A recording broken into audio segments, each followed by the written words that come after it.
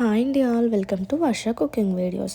ఇప్పుడు మనం గుత్తి capsicum curry ఎలా చేద్దామో చూద్దాం. అలాగే ఇది రైస్కి మాత్రం చాలా బాగుంటుందండి, చపాతీకి కూడా చాలా బాగుంటుంది. సేమ్ మన గుత్తి వంకాయ టైప్ చేద్దాం.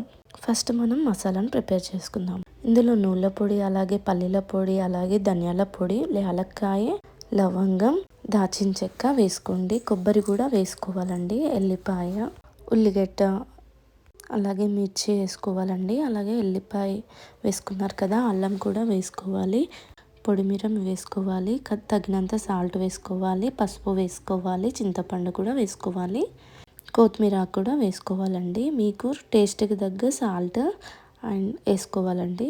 ఇప్పుడు ఆ పేస్ట్ అంతా ఎలా వచ్చిందో చూడండి. క్యాప్సికమ్ కట్ చేసుకుందాం. ఇంకా నైఫ్తో చిన్న హోల్ లాగా చేసుకోవాలండి క్యాప్సికమ్ని.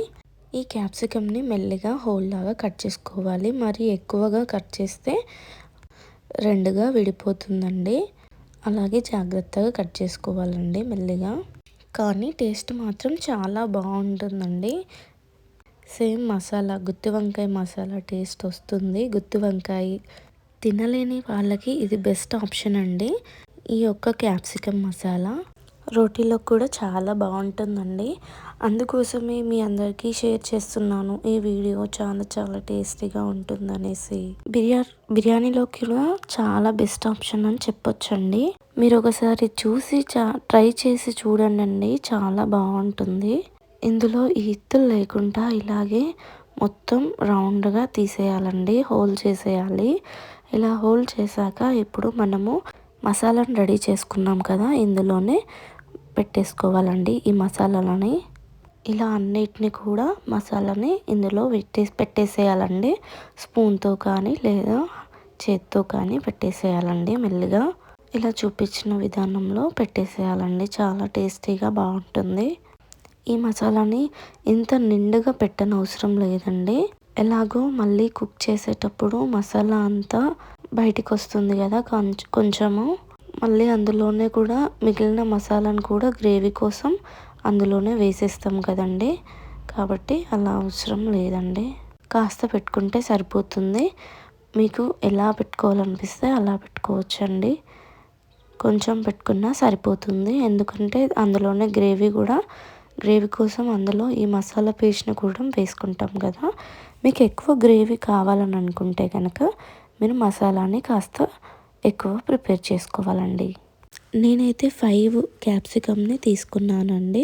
5 క్యాప్సికమ్ని తీసుకొని ఇలా మసాలా ప్రిపేర్ చేసుకొని ఇందులోనే వేసేసుకున్నాను. ఇంకా అంతే అండి. ఇప్పుడు ప్రిపేర్ చేసుకున్నాం కదా, ప్యాన్ తీసుకొని ప్యాన్ పెట్టేసి అందులో కాస్త ఆయిల్ పోసేయాలండి. దానిలోనే కాస్త ఆవాలు, జీలకర్ర వేసుకోవాలి. అందులోనే కాస్త పచ్చిమిర్చి వేసుకొని ఉల్లిగడ్డ కూడా వేసుకోవాలండి. కాస్త పసుపు వేసుకోండి. అలాగే ఈ క్యాప్సికమ్ అన్నిటిని కూడా ఇందులోనే మెల్లిమెల్లిగా వేసేసుకోవాలండి. ఈ క్యాప్సికమ్లని ఇవన్నీ పెట్టేసాక మూత పెట్టేసుకోవాలండి. ఇలా మూత పెట్టేసుకోండి. ఆ తర్వాత మళ్ళీ ఒకసారి మూత తీసేయండి. తర్వాత ఇందులో కాస్త సాల్ట్ వేసుకోవాలండి. మధ్యలో ఓపెన్ చేసి మంచిగా కలిపేసుకుంటూ మళ్ళీ మూత పెట్టేసుకొని మళ్ళీ కలిపేసుకోవాలండి. ఆ తర్వాత మళ్ళీ ఒకసారి మూత పెట్టేసేయండి. మూత పెట్టేసి మధ్యలో ఒకసారి తీసి మళ్ళీ ఇలా చూసుకోండి. మెల్లిగా మంచిగా కలిపేసుకోవాలి. ఇందులో ఆ తర్వాత ఫైనల్గా మంచిగా కాస్త ప్లేస్ ఇచ్చుకొని మీరు ప్రిపేర్ చేసుకున్న మసాలా మిశ్రమాన్ని మొత్తం కూడా ఇందులోనే వేసేసుకోండి. ఇది వేసుకున్న తర్వాత ఫైనల్గా మంచిగా మిక్స్ చేసుకోవాలండి. మంచిగా కలిపేసుకోండి. ఆ తర్వాత కలిపేసుకున్న తర్వాత ఇందులోకి మీకు కావాల్సినంత వాటర్ పోసుకోవాలండి. ఇందులోనే కాస్త వాటర్ పోసాక మంచిగా మళ్ళీ కలిపేసుకోవాలండి. ఈ మసాలా అంతా కూడా మంచిగా మిక్స్ అయ్యి దగ్గరికి వచ్చేలాగా చూసుకోండి. ఇలా మంచిగా చిక్కగా దగ్గరికి వచ్చేలాగా చూసుకోవాలండి. ఇలా దగ్గరికి వచ్చాక ఇందులో కాస్తంత కొత్తిమీర కూడా వేసేసుకోవాలండి. ఇలా వేసుకోండి, చాలా బాగుంటుంది. అంతే, capsicum curry, masala capsicum curry ready.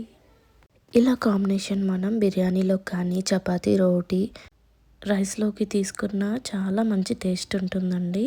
మీరు ఒకసారి క్యాప్సికమ్ మసాలా కర్రీని ట్రై చేయండి. ఇలా చాలా